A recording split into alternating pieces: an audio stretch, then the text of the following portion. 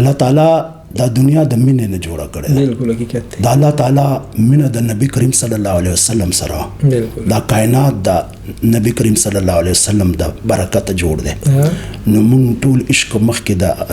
الله او د رسول سره کو. بیا الله تعالی انسان ته دا خو ښکلي ګلونه دي وروره د عزت او د حیا او ډېر په عزت او په حیا ما عشق هم کړی دی. په عشق زه ډېر ناکامه سړی یم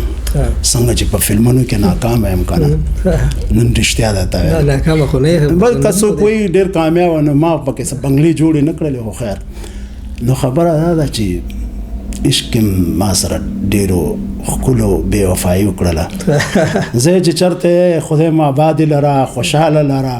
ډېرې یې خدای هم ډېرې ساته. لکه ګوره فلمونه خلک جوړوي یو سړي له کرکټر ورکوي. شاهد خان چې نن شاهد خان دی نو هغه طریقې باندې راغلی دی چې د کور فریاد او هغه ته ټایم ملاویږي 10 منټه هغه په سکرین باندې خبرې کوي عوام ته جړه فریاد کوي د عوام په زړه کې راځي. موږ ته خو هغه رایټران نو ملاو شي موږ ته خو به صرف ودرېږه چې ونه خوځېږي ولم دی په دې څوک باندې خلک ګوري چې ودرېږه ولم دی هغه خبرې وکړو چې خلک وجړی هغوی اکشن نو ډر دا تمانچه میں اوڑا لگ سڑے ایک دکھنا مزا سے ٹھوڑے والا جو ہم تجھے کہتے ہیں تمہیں ایسے ہی کرنا ہوگا. اور اور کا شاٹ ہو کہ جو خلق کو تالیانے اوے نعرے سے جیو جیو دماغ وقت کے گرا اوے داڑھی والے ویری گڈ میں اس نے کلیپ ہونا شو نما به تقریرونه کول په کالج کې او مختص هغه مما ته به خلکو ډیر داد را کول خاص کر زما پرنسپل ماته وی یار وي ته خو چراله ته خو کمال هغه ټایم کې با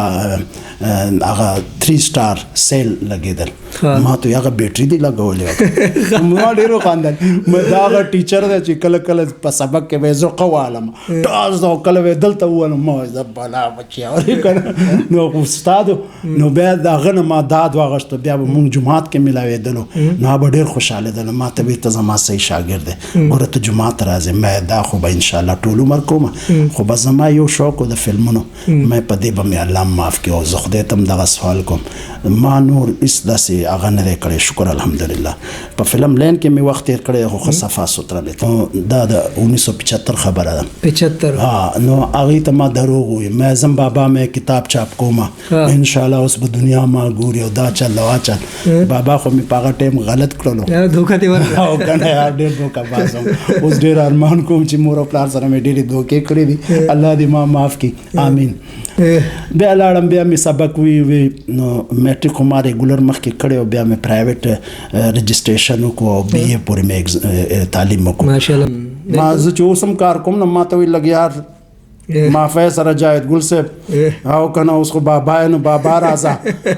او دا خو نه وایي بیا کله ډایرکټر یار ته دا اور ایکټینګ نه دی دی وی هغه د هیرو د پاسه راځي ته پوه یار ما یې کته پوه نه سړی ډېر پوه دی خلک دنیا په خوا به د اکټرانو ډېر عزت او د شوټینګ ته به دنیا را جمع کېدله اوس خو هر سړی اکټر دی موبایل یې لاس کې دی اکټر داسې تېر شي او یا به جاوید ګل ما مړه پرېږده په جاوید ګل څه کوې زه په خپله ډېر غټ اکټر یم اوس خو داسې خلک دی که نه که څوک وایي یار باز وایي لرې که مړه زه یم کې دا ډایرکټر داسې ګرځېدلو او ډایلاګ هلکانو ما ته ډایرکټر داسې اشاره وکړه ورپاسېدلم ما ته او که نه ما یو ډایرکټر بیا ممتاز علي خان ډېر نامتو سړی او ډېر ښه ښکلی سړی ما ته جاوید ګله چې دوی ټول ډایلاګ ووایي نو ته به راشې او ته به دا تورې تنبې ونیسې او زه به دا کیمره په تا راولم او ته به بیا دا ډایلاګ وایې اردو کې یہ قانون ہمارا کچھ نہیں بگاڑ سکتی کیونکہ ہم بہت بڑے باپ کے بیٹے ہیں اور اس قانون کو خرید لیں گے اور اوس ټولو هلکانو په ډېر اوچت پیچ کې ډایلاګ ویلو او چې کله زه راپاڅېدم ډېر دلګر نو ما کاش یو څیز مات کو ځان نه مې ډېر ایکټینګ بیا داسې په ورو ورو روان هغه هلکانو ته مې وکتل بیا رالم په کیمرې او دا ډایلاګ مې ووایي چې ډایلاګ مې ووایي نو ممتاز علي خان ویری ګډ یار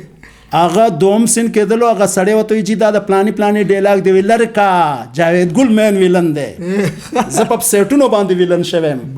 زه په کار راغلی هیرو یم دا نه چې زه تعریف کوم زما شوق دی ما د دې لپاره مور او پلار کله د خپلوان ورسه پریښي دي، پریښي دي بالکل. اوري کنه